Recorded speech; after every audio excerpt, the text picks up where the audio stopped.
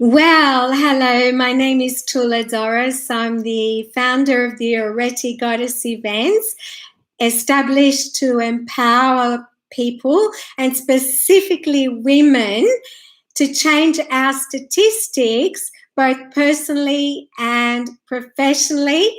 And I've been doing Facebook Live every Tuesday at 6 p.m. And for some reason, it didn't work this time. So I've decided to migrate to YouTube instead. So hello, YouTube friends.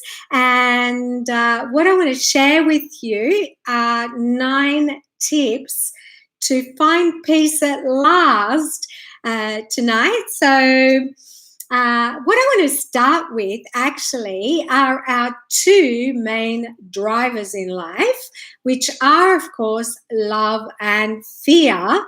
And in actual fact, a few years ago, I had an article published in 2 magazines called Heaven or Hell, which does have religious connotations, but wasn't religious in nature. It was based on my belief that heaven and hell belong right here on earth and actually reside in our own minds. And you know, we are, unfortunately, due to our conditioning, which happens between the ages of 0 and 7, motivated mostly by fear. And how do I know this? I know this because a huge 85 to 87% of us actually wake up feeling bad every single day, which is not a good thing, is it? So first up, what I want to go through, and I've made some notes because I don't want to miss anything, is what does give us hell? And the first thing, of course, is drama. And aren't we most of us addicted to drama? We love the excitement, even though it is drama and we don't think we do. So that is one of the aspects in life that gives us hell. Another one is duress. When we're under duress, we are in hell. The third one, of course, is money. Money stresses can become hell for us. Another thing that gives us hell is stress itself. And there's that old cliche of stress being a killer. And it is. Doesn't stress cause so much disease, for instance? The next one is relationships, whether that is the relationship we hold with ourselves, the main relationship, relationships with our friends, our family, our co-workers, intimate relationships can be hell. The next one is addictions. And it is my belief that just about everyone has an addiction of one sort or another. And the thing about addictions and when they can give us hell, and the reason they are called addictions, is when they actually take over our entire life and put the rest of our life out of balance. The next one is emotions. It is when emotions, strong emotions like grief, anger, sadness, depression can be hell for us. And they can actually become our drivers. The next one is disease. Of course, when we're sick, when we're in pain, we can be in hell. And of course, the last one, but not least, on my list today is our inner critic. And we all know our inner critic really, really well, don't we? It is that voice in our heads that gives us all that negative feedback. You're not good enough. You can't do this. You're not smart enough. That is our inner critic. And it's all that crazy mind chatter that we have. So now enough of the bad news. I'm going to give you and share with you 9 tips to find peace at last. And I do hope they empower you as they have empowered me. So the first one is building and practicing self-referral. What is self-referral? When we talk about self-referral, it is the power, our own personal power and energy that we hold for ourselves. When we develop self-referral, then we are not affected by people, places, or things that we cannot control, can we? And we don't give our power away. And the best thing is that we know what is ours and what isn't. Does that make sense? You can always comment if you like. The next tip I have for you, tip number 2, is to connect to your source. How do we connect to our source? That is our higher self. It is our higher intelligence, but it is also our source of inspiration.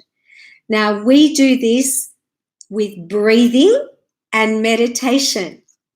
The great thing about breathing deeply and slowly in and out all the time using our abdominal breathing is that it actually stops our mind chatter. It connects us to our source. And in actual fact, I have published yet another article on breathing itself because I believe that the quality of your life is the quality of your breath. It has incredible healing values. Breathing and our input of oxygen can actually heal disease. It can increase our circulation. It has so many health benefits. But the best thing about it, to give you the peace that you crave so much, don't we all, is it stops your mind from overthinking and it connects you to your source. So moving on now to tip number 3 on how to find peace at last. And that is to work with your inner child. Your inner child that we then perpetuate with patterns during our life. And in fact, we do that to confirm our beliefs. Now, whenever we feel, this is a really good tip, whenever you feel really strong emotion, it is a gift from your inner child to go deeper and actually work with your inner child. Tip number 4 for you to find peace at last is to practice non-judgment. Now, if you're a judgy person, you can begin by practicing non-judgment just for 1 hour every single day. But what happens when we stop thinking of things as good or bad, right or wrong, and we actually see them as they are, just as they are, without judgment? We find peace. Would you agree with that? Okay, so the next tip I have for you, and we're up to tip number 5 now, is gratitude. Now, here's the thing. You can be in the worst possible situation and you can say, what do I have to be grateful for? And I can tell you that every experience is a gift. Why? Because of the law of opposites. So in actual fact, there is a silver lining to every single thing that happens to us. If you find it particularly hard to be grateful, there's one thing that we can all be grateful for, and that is the magical air that we breathe. That air that we breathe is the gift of life, and it is something that we can be grateful for. Now, what happens when we focus on things we can be grateful for is 1, we attract more of those things, and 2, the great thing that happens is it makes us happy and brings us peace. Okay, so next up, tip number 6 is acceptance. And that goes back to non-judgment. So if we can accept ourselves first and foremost, accept situations as they happen, accept people, and we don't name, shame, or blame becoming a victim, when we are in acceptance, then we can practice and experience this beautiful, peaceful state. The next tip, tip number 7, is to say no to drama. Now, that's the thing. Like, we are conditioned for excitement. We're conditioned for excesses. We're conditioned for drama. But how do we say no to drama? We can say no to drama by practicing peaceful non-participation. So we don't actually have to engage in it. We can make a decision not to engage.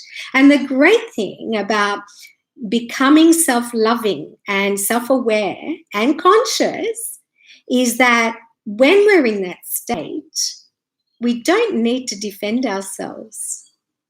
So we don't need to engage in drama. Tip number 8, know your drivers. Another great benefit from getting to know yourself is knowing what drives you. Our drivers can be limiting or they can be absolutely amazing so that we can thrive. It's really great to know what is actually driving you, because then you can reevaluate if you need to and you can find peace. Tip number 9 is to physically create a peaceful environment. Now, you can be in traffic, and traffic, when you're driving, can be so stressful. So how can you possibly find peace? How about playing some meditative music on your stereo, your car stereo? Breathing it in, breathing deeply and slowly. Even though there's chaos around you, you can still find peace. How do you find peace at home? You can create a beautiful, quiet and peaceful environment. But what if you can't? What if it's really noisy? You're surrounded by family, screaming kids, whatever it is. What if it's really noisy? Well, here's something you can do. You can wear some headphones and play some beautiful meditative music, again, breathing, or even do a meditation with your headphones on. So with that, I want to leave you, goddesses, and I hope that empowers you. Wishing you amazing success always. Don't forget, you can book a free coaching call with me, and if you're in Sydney, join our Sydney monthly events as well. And by all means, have a look at the website, because I have developed an incredible online program that is audio visual, jam-packed with bonus downloads and guest expert tips as well, coupled with coaching that will empower you personally and professionally. So with that, if this works, we'll be continuing on YouTube. I'll see you next time, 6 p.m. on Tuesdays. See you then.